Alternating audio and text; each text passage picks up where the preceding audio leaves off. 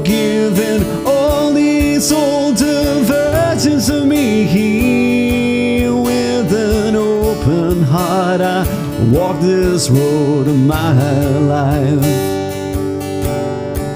There may be trouble ahead, but it's never as strong as my self-love, and I am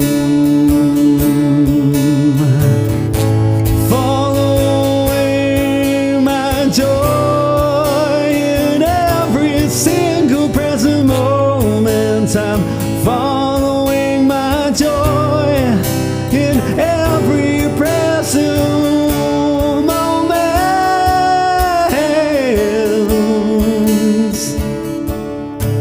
and I am stealing, and then I'm forgiving myself. I'm in misery, and then I'm facing what pulls me under.